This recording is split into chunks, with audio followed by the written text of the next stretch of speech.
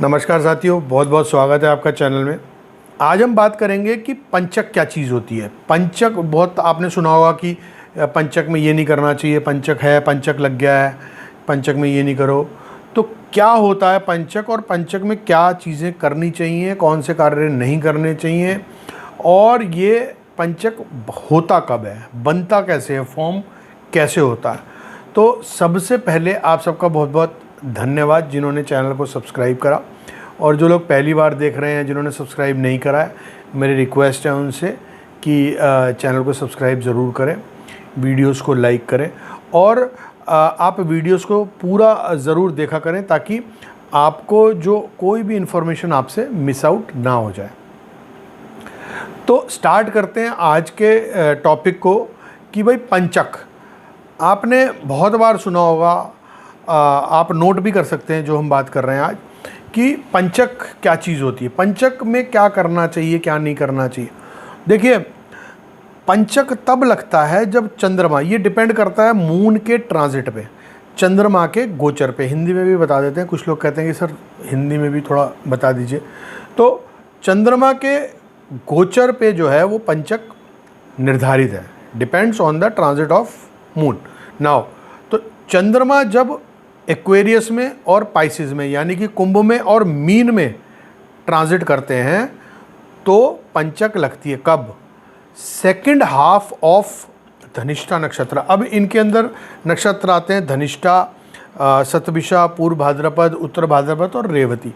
तो जब second half of Dhanishtha से पंचक शुरू हो जाती है, जब सेकंड हाफ ऑफ धनिष्ठा में चंद्रमा आते हैं तो ये पंचक लग जाती है। और जब तक शतभिषा में, पूर्व भाद्रपद में, उत्तर भाद्रपद में और रेवती नक्षत्र में जब तक रहते हैं तब तक पंचक लगी रहती है। इसको बोलते हैं पंचक। कैसे बनती है ये हमने जान लिया। अब इसके अंदर क्या चीज़ नहीं करनी चाहिए। देखिए, इसके अंदर कभी भी आपको लेंटर अपने घर का नहीं डालना चाहिए।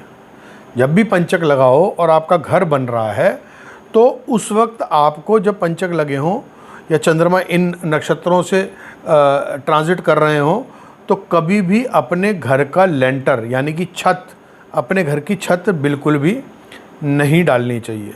लकड़ियाँ खरीदना या लकड़ियाँ इकट्ठी करना किसी भी कार्य के लिए, वो भी इस काम में, इस पंचक में वर्जित है ये काम भी।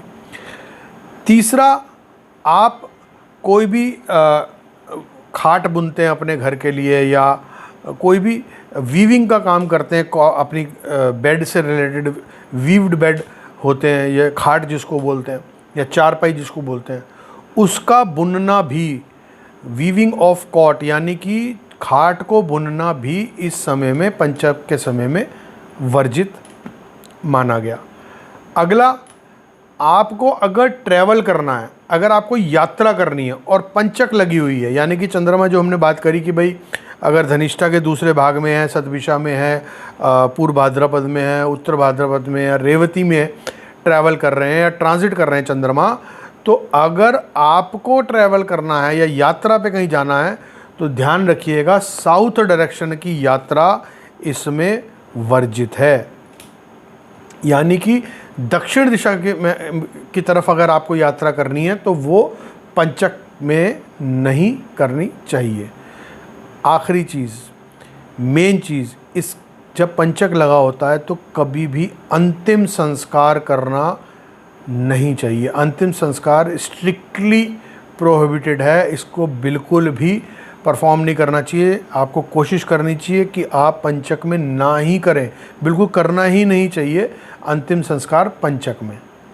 तो इस वीडियो को ध्यान से नोट कर लीजिएगा और इन चीज़ों को ध्यान रखिएगा। कभी भी पंचक लगाओ तो ये कार्य आपको नहीं करने चाहिए। बहुत बहुत धन्यवाद।